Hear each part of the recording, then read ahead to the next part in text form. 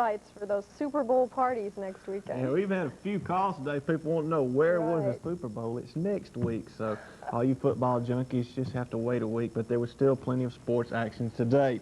In the NBA this afternoon, the Atlanta Hawks gave head coach Mike Fratello a trip to the All-Star game. Fratello will be the coach for the East in the All-Star Classic after his team beat the New Jersey Nets 118-111.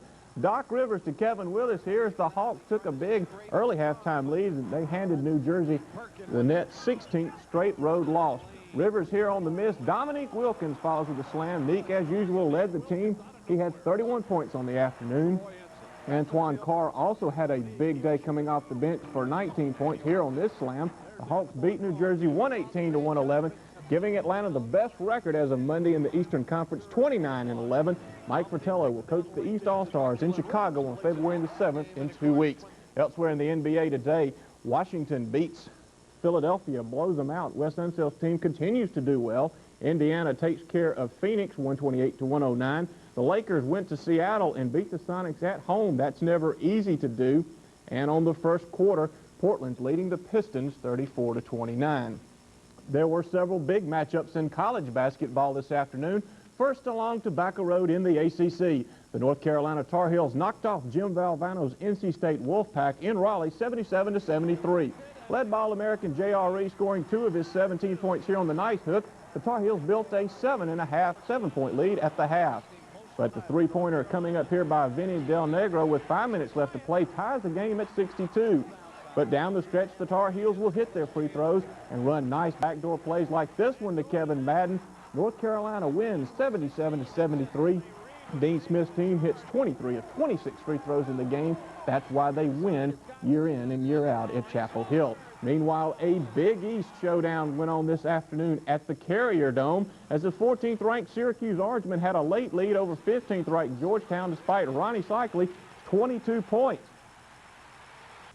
But down the stretch, the Hoyas come back to tie here. Perry McDonald does it at 64, knocks the game on this layup, and the Hoyas are down up by 1 now when Sherman Douglas goes in and gets the layup. Syracuse is up. Georgetown is out of timeouts. Charles Smith has no option but to go up court, goes through 2 men. The scoop shot is in. The prayer is answered. Georgetown wins 69-68. John Thompson team breaks a 3-game losing streak.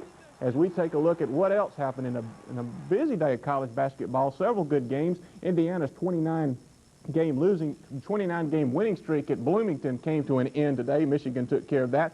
Temple is no longer one of the nation's undefeated teams. Anthony Todd hit a 10-footer with 3 seconds to go. BYU is now the only team in Division I undefeated, and Arizona continues to roll through the Pac-10. They beat UCLA in Tucson. Turning to the world of tennis, Mats Wilander won his 3rd Australian Open tennis title by outlasting Australian Pat Cash in a grueling 4.5-hour match which went 5 sets. Cash was leading 2-1 when Wilander won the 4th set 6-1. Then on to the 5th, Cash had another lead 6-5, but Wilander won once again, rallying win the next 3 games and the title. The score read for Wilander 6-3, 6-7, 3-6, 6-1, 8-6 as Mats Wilander wins his 5th career Grand Slam singles title. Cash, meanwhile, loses in the Australian final in front of his home folks for the 2nd straight year. In the women's double final, Martina Navratilova and Pam Shriver beat Chris Everett and Wendy Turnbull in straight sets, the 18th Grand Slams doubles championship for those 2 ladies. In California today, Jay Haas shot a steady 2-under par 70 to win the Bob Hope Desert Classic. Haas started the day at 20 under par and had a 1-shot lead. He finished the 90-hole tournament at 22 under par. That was 2 shots ahead of David Edwards.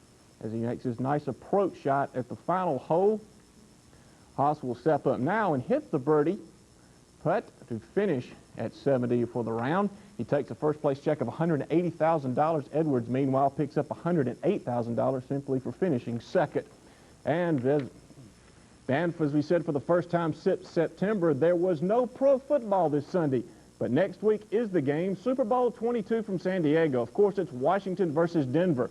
After getting a pep talk from yesterday's practice from Marine Lieutenant Colonel Oliver North yesterday, the Redskins are en route to San Diego tonight. Meanwhile, the Denver Broncos enjoyed a rare Sunday off while the Denver coaching staff was busy studying films of their opponent. The Broncos will leave Denver for San Diego tomorrow as the countdown and the hype for Super Bowl 22 begins. This weekend at the Albany National Guard Armory, area elementary school students took their best shot in the annual Elks Club Hoop Shoot Free Throw Contest. The contest is open to both boys and girls between the ages of 8 and 13. Winners of the boys 12 and 3 division was Bernard McKinney, Turner Elementary School, who last year finished 4th in the national shoot-off. Other boys winners included Jeffrey Thompson and Ernest Brown. Girls winners were Dixon Stapleton, Jennifer Robinson, and Ashika Robinson. The winners will compete now in the district finals, scheduled next Saturday in Columbus. There you get a look at Bernard hitting his free throws as he tries to make it back to the national finals. Turning to some baseball news, the Los Angeles Dodgers say they're talking with the agent for the Detroit outfielder Kirk Gibson, who became a free agent because of an arbitrator's ruling on last week. Gibson and 6 other players became free agents on a ruling on Friday. Dodgers Executive Vice President Fred Clare says he's already spoken to Gibson's agent and expects to hold further talks this week. The Dodgers and Tigers have been talking swapping Gibson for Pedro Guerrero. In college football, University of Pittsburgh coach Mike Gottfried says he's not interested in the Green Bay Packers job. Meanwhile, Gottfried said that he's going to look into running back Craig Hayward as to whether or not he's had illegal contact with an agent. Rumors out of Pittsburgh that Hayward wants to play professional football next year, and they'll sort that matter out tomorrow. We're out of time on a Sunday night. Ducky Wall is scheduled to be back in tomorrow night. Join us as we welcome him back. Right now, Lloyd Brown wraps us up.